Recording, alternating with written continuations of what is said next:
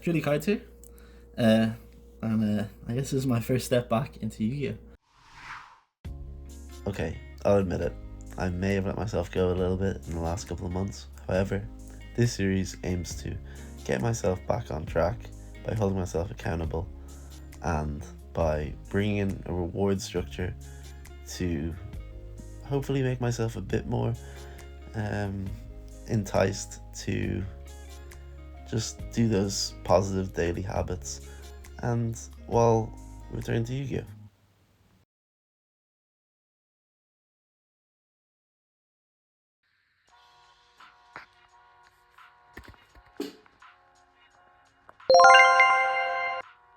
Okay, so for pack opening, I just thought we'd crack open 2 packs. Today, just maybe try and increase the rate that we pull this thingy. I can't even think of the name of the card. Sorry, I've been quite sick for the week. So the oh my god, Primite guy. Anyway, that's all we can really hope for here. And oh, okay. Cool. They're like a $5. Not exactly the barrel, but hopefully we get something else. And yeah, so 3, 4. But yeah, I've been quite sick all week. So a second one, I guess. So yeah, just haven't really been up. And yeah, just again, my voice is quite bad there. Just I feel a bit rough. So look, another week, another no barrel, but we did get a dead end prison. So look, it's not 0 anyway. But yeah. Okay, so for week 5's pickups, and for a grand total of 25 cents, I just picked up 1 Mourner. Again, just kind of trying to work on these small pickups just for staples. So we finished off the playsets of Cosmic and Dark Ruler. I think literally all of these were 2 cents. And then the bigger one, we picked up a Moonlight Dragon. I think it was Mourner like 5 cents. This was like 12 cents. I know it came to 25 cents total for the 5 of them, but this becomes an instant replacement for the Indigo that we had in the extra deck going into week 6. And yeah, look, just gives us a bit more extra deck options. I definitely should blow the budget here in the last week and just try and get some more playable cards, but for now, that's pretty much everything we picked up in week 5.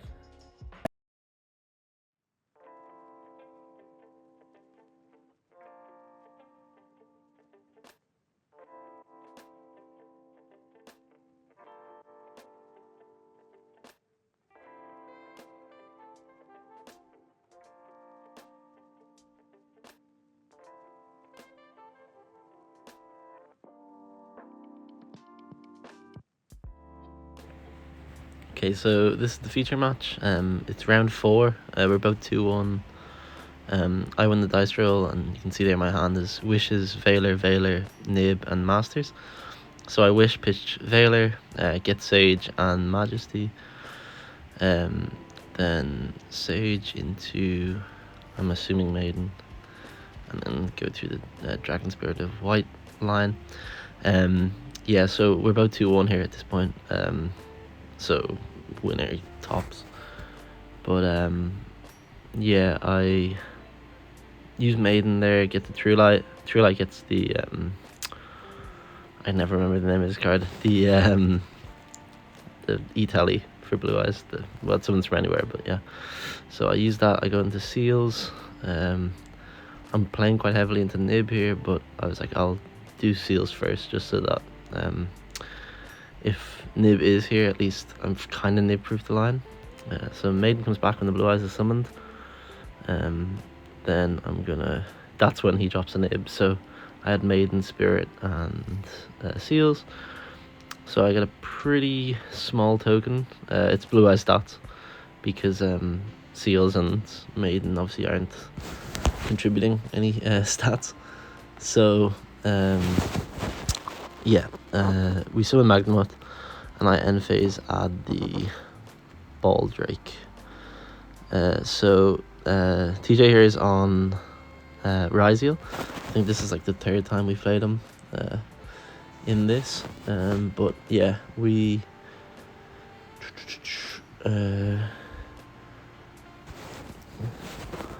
sorry, the way I've set up this camera, it's actually quite hard to see what he's doing. Yeah, so he uses the Mitsuragurgi spell.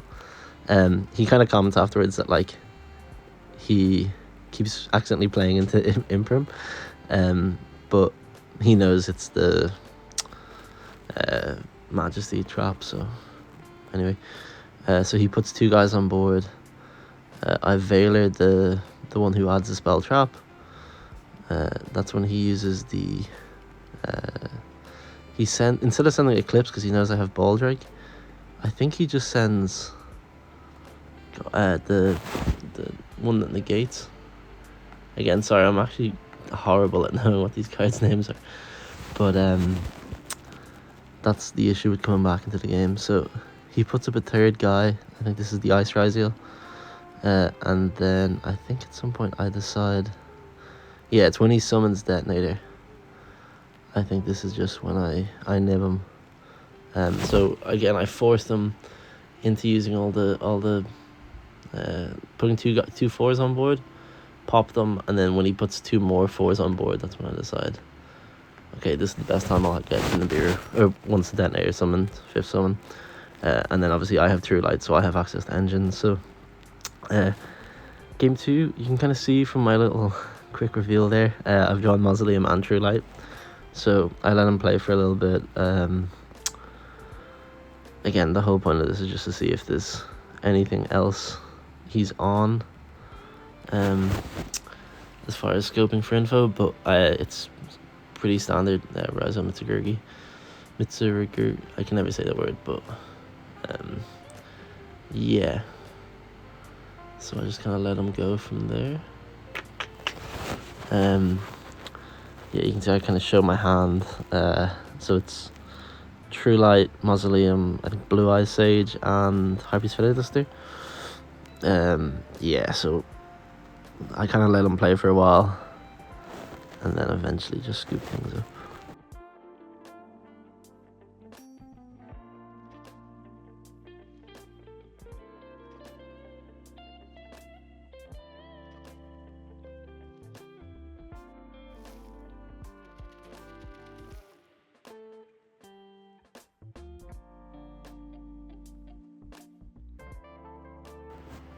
Okay, so we go into game 3 now. So again, I go first. I normal Sage, and he drops a Fuelos. So I decide to play into it. Again, I'm not 100% sure what lines are correct. My hand, I don't remember being amazing. But yeah, sorry, I go Kaiser into Fuelos, and then extra normal the Sage. Sorry, I was like, I mixed those 2 around. So then I Spirit White, summon Blue Eyes, summon Maiden. That's the 5th summon. I don't think it made much of a difference if I made the spheres first, or if I should have just not summoned Sage and just made Dragon Spirit White. But then, like, even if I negate it, or even if I not negate it, if I tag out under Nib, it'll still get banished because Nib will only ever check what's on the field. So it's like I don't actually see much of a difference. So yeah, look, it is what it is. We just got a bit unlucky there. But yeah, I set a back row. I think it's a called by. No. I think it's just Majesty for 1. So yeah, look, he keeps playing on.